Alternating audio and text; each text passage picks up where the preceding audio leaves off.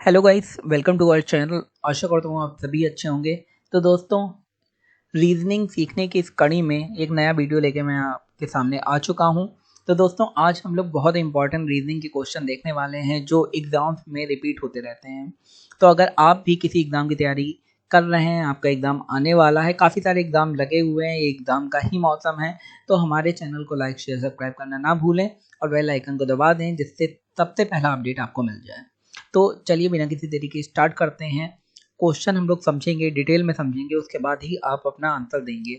दोस्त अपना answer comment section में बिल्कुल दे सकते हैं जिससे काउंट कर सकें कितने क्वेश्चन उनके सही जा रहे हैं। दोस्तों, पहला हमारा क्वेश्चन है कि अगर जहाज कप्तान से संबंधित है तो अखबार किससे संबंधित होगा। अब ये थोड़ा सा कंफ्यूजिंग क्वेश्चन हो सकता है, लेकिन अभी जब मैं समझाऊंगा तो आपको समझ में आ जाएगा कि कितना सिंपल, समझने का तरीका बस चाहिए। तो अखबार क्या प्रकाशक से संबंधित है, या मुद्रक से संबंधित है, या पाठक से संबंधित है, या संपादक से संबंधित है। अखबार किससे संबंधित है। कलर चेंज कर लेता हूं अगर आपको दिक्कत हो रही है, ब्लैक कर लूं। तो भाई, जहाज को कौन चलाता है, जहाज में मेन कौन होता है। भाई कप्तान मेन होता है। तो अखबार में मेन कौन होता है, अखबार को चलाने वाला कौन होता है। प्रकाशक तो प्रकाशित करता है अखबार को, मुद्रक से कोई मतलब नहीं। पाठक तो पढ़ता है अखबार को, उसका भी कोई मतलब नहीं। भाई जहाज में बैठे जो लोग हैं उनका संबंध तो जहाज में बैठने से, कप्तानी से नहीं। तो अखबार जो पढ़ने वाले हैं उनका बस पढ़ने से संबंध है, अखबार को चलाने या छापने से नहीं। तो जैसे जहाज को कप्तान चलाता है वैसे ही अखबार को संपादक चलाता है। ठीक है, इससे आपको आइडिया लग गया होगा।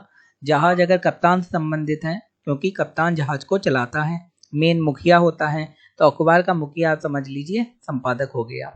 ठीक है, आगे देखते हैं। एक क्वेश्चन दिया है आपके सामने, यदि प्लस को माइनस मान लिया जाए। ऐसे क्वेश्चन बहुत आते हैं, लेकिन क्वेश्चन जल्दी से कैसे सॉल्व करेंगे वो हमें समझना है। अब कुछ लोग होते हैं वो लिखने लगते हैं, लिखने का टाइम नहीं होता, क्वेश्चन तुरंत देखो और देखते ही वो सॉल्व हो जाना चाहिए। तो जैसे यहाँ लिखा है प्लस को मैंने माइनस माना है, तो यहाँ पे माइनस कर दो, कर दिया।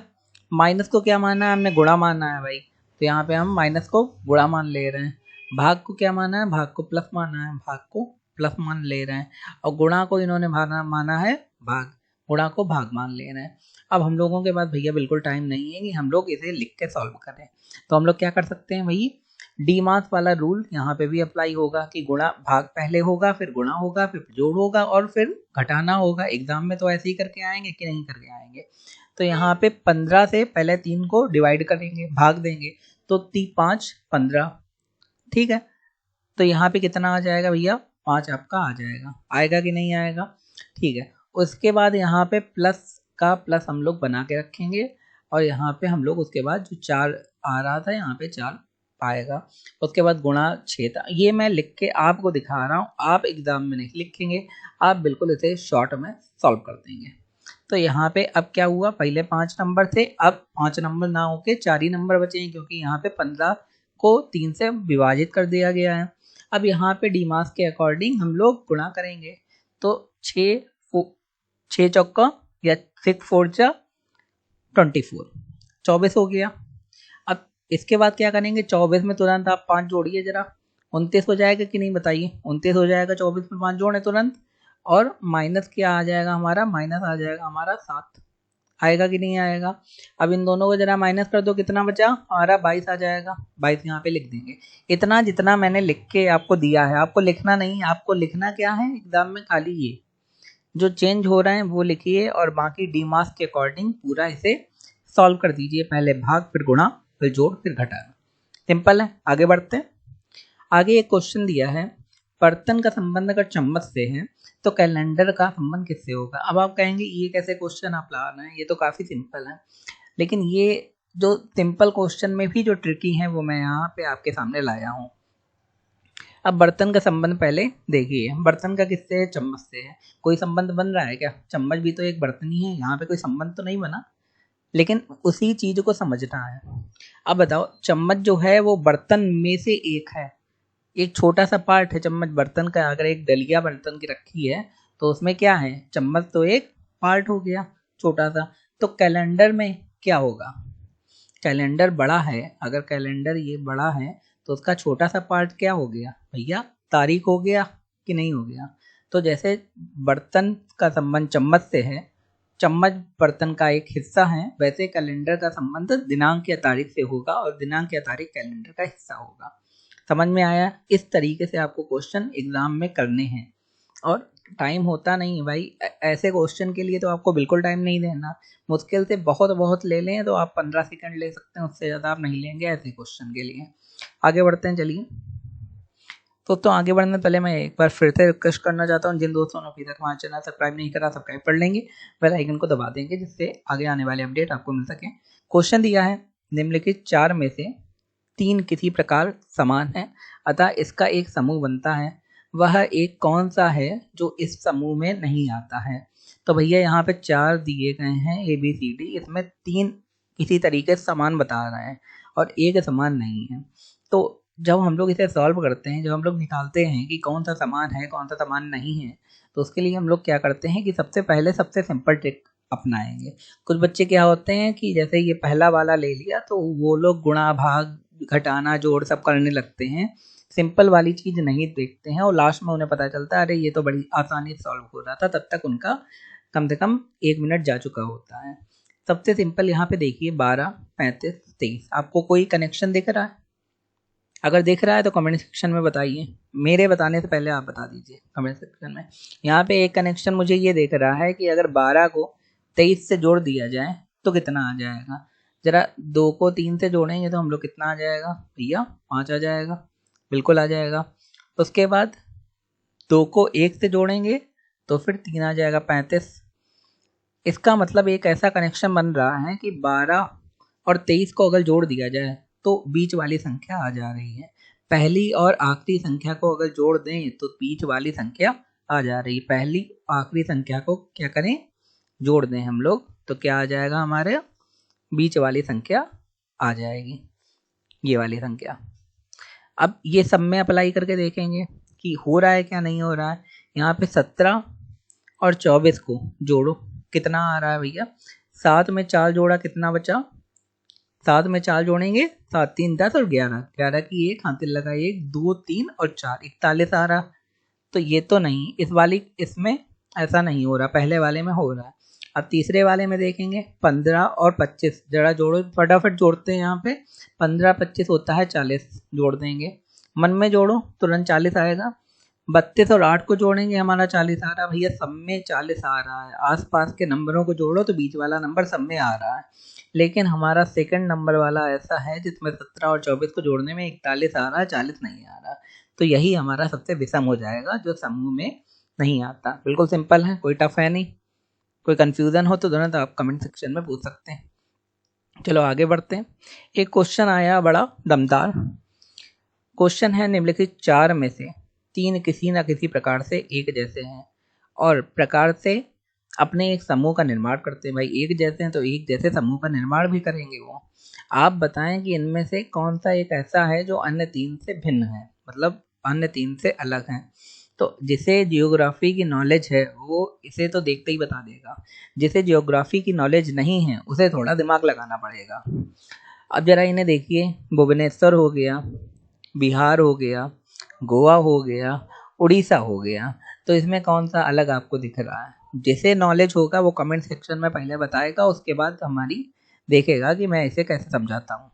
तो यहाँ पे आपको देखना है, यहाँ पे जो भुवनेश्वर है वो सबसे अलग है और ये वाला करेक्ट आंसर है। अब बात करते हैं ये कैसे करेक्ट आंसर है। बिहार एक राज्य है, बिल्कुल सभी को पता होगा। गोवा एक राज्य है, उड़ीसा एक राज्य है, लेकिन भुवनेश्वर क्या है, भुवनेश्वर एक शहर है, इसलिए ये अलग है। अब आप कहेंगे भैया सारे भारत के सारे शहरों के नाम तो नहीं पता है। बिल्कुल आपको भारत के सारे शहरों के नाम नहीं पता, लेकिन भारत के सारे राज्यों के नाम तो पता ही होगा। अब इतना बेसिक तो आपको आना ही चाहिए। तो बिहार अगर राज्य है, गोवा अगर राज्य है, उड़ीसा अगर राज्य है, किसी राज्य का नाम आपने भुवनेश्वर सुना है? नहीं सुना है, तो इसी को सबसे अलग हम लोग मान लेंगे। अब समझ भी लीजिए कि जो उड़ीसा राज्य है इसकी राजधानी है भुवनेश्वर, समझ गए हो। और राजधानी जाहिर सी बात एक शहर तो होता ही है राजधानी होने के साथ साथ। बिहार की पटना है और गोवा की राजधानी है पणजी।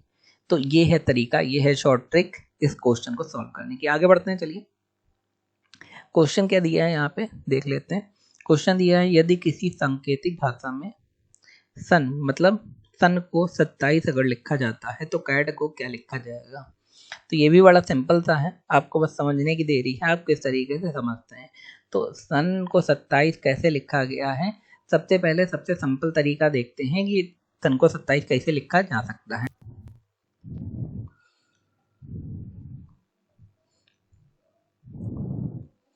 यस यू एन, ठीक है, सन लिख दिया। आप लिखेंगे नहीं, आपके पास तो टाइम ही नहीं होगा, आपको मन में करना।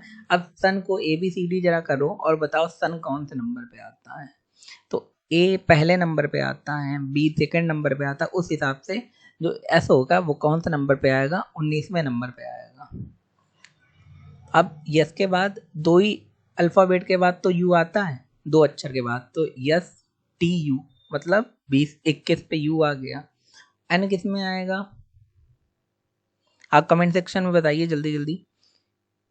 एन आएगा, इन दोनों को जोड़ दो, 27 से माइनस कर दो, आपका यहाँ पे यन आ जाएगा। तो यहाँ पे ये 27 कैसे निकला या कैसे आया यहाँ पे, तो इन तीनों में से किसी दो को जोड़ रहे हैं और एक को माइनस कर दे रहे हैं, तो हमारा 27 यहाँ पे निकल जा रहा है। वही चीज यहाँ पे करेंगे, दो को जोड़ेंगे एक को माइनस कर देंगे कैट में, तो हमारा यहाँ पे जो भी सही आंसर होगा वो आ जाएगा। ये आपको सॉल्व करना है और बताना है कमेंट सेक्शन में कि इसका आंसर क्या होगा। तीनों का नंबर हम यहाँ लिखेंगे, एक बार फिर से बता दे रहा हूँ, तीनों का नंबर यहाँ पे हम लोग लिखेंगे, यहाँ पे तीनों का नंबर लिखा और दो को जोड़ के एक को माइनस कर देंगे, और कौन से एक को माइनस करेंगे वो आपको निकालना है। उसी तरीके के कैट्स का निकालना है और आंसर लिखना है। आगे देखते हैं क्वेश्चन।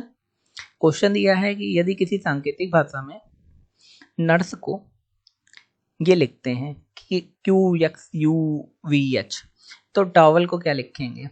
तो जरा इसे पहले समझेंगे कैसे। सीधे हम लोग देखते हैं कि पहले जो यन है और क्यू है उसमें कितना अंतर है। सबसे पहले अगर इस तरीके क्वेश्चन आते हैं, सबसे पहले आपको यही करना है कि देखना है कितने का अंतर है।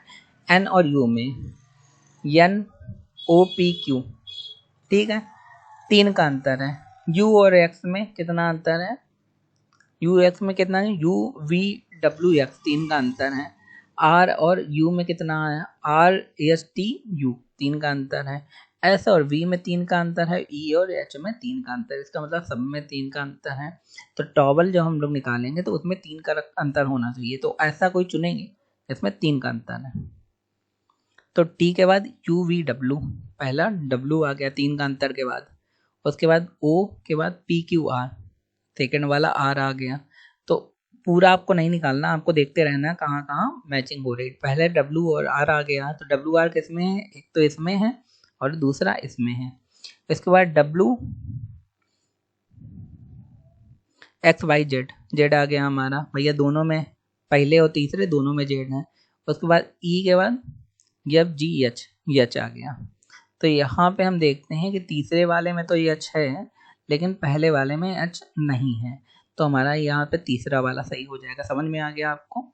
आगे देखते हैं, एक चित्र दिया गया है, चित्र के हिसाब से आपको समझना है आंसर क्या होगा। बहुत सिंपल है, क्वेश्चन क्या है पढ़ लेते हैं। एक ही पासे की 3 अलग अलग स्थितियां दिखाई गई हैं। संख्या 5 दर्शाने वाले फलक के विपरीत फलक पर कौन सी संख्या होगी। ये ऊपर दिया आपको संख्या 5 और इसके पीछे कौन सा होगा, मतलब नीचे कौन सा होगा, ये पूछा गया है। अब इसमें आपको कोई रॉकेट साइंस नहीं लगानी है, आपको ये समझना है इधर क्या दिया गया है 4, इधर दिया गया 3। अब जरा इसे घुमा के रख दो, इस साइड में घुमा के इन्होंने रख दिया है इसे, तो 3 इधर आ गया है और फिर इधर वाली संख्या मतलब जो पीछे यहाँ संख्या थी वो यहाँ पे आ गई 2। अब इसे दोबारा घुमा के इसी दिशा में घुमा के रख दिया, तो ये वाला 2 इधर आ गया है और इसके पीछे वाली संख्या क्या थी 1, ये इधर आ गई। अब आपको पता चल गया कि भैया इधर 4 था, इधर 3 था, इधर 2 था और इधर 1 था। तो पासे में टोटल कितने होते हैं भैया 6 होते हैं। ऊपर 5 है, इधर 4 है, इधर 3 है, इधर 2 है, इधर 1 है, तो नीचे क्या बचा 6 बचा, तो 6 यहाँ पे आ जाएगा। आपको कुछ भी लिखने की जरूरत नहीं पड़ी, 5 मिनट में पूरा क्वेश्चन सॉल्व हो गया। मतलब इसे आपको एग्जाम में भी सॉल्व कर देना। आगे क्वेश्चन देखते हैं। एक क्वेश्चन दिया है कि भैया यहाँ पे एक चित्र बना है और इसमें आपको देखना है कि कौन सी इन तीनों में आकृति है जिसमें ये वाला चित्र निहित है, मतलब आ रहा है। तो यहाँ पे पहला देख लेते हैं, क्या ऐसा कोई डिजाइन दिख रहा है जो ऊपर वाला चित्र है इसमें कुछ आ रहा हो? मुझे तो नहीं लग रहा। दूसरा देख लेते हैं, दूसरे में भी नहीं आ रहा है। तो तीसरा देख लेते हैं, तीसरे में लग रहा है। तीसरे में जरा ये वाली रेखा देखिए, ये वाली लग रही बिल्कुल वैसी, छोटी है लेकिन बिल्कुल वैसी ही लग रही है, ये देखिए। तो ये वाला तीसरे में निहित दिखाई पड़ रहा है। तो आपको तुरंत आंसर लगाना 3।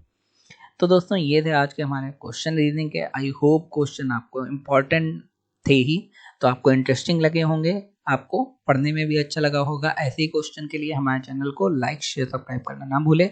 बेल आइकन को बिल्कुल दबा लें जिससे आगे आने वाली अपडेट आपको मिल सके। सारे एग्जाम की तैयारी आपको यहाँ पे करवाई जाएगी। पूरा वीडियो देखने के लिए धन्यवाद।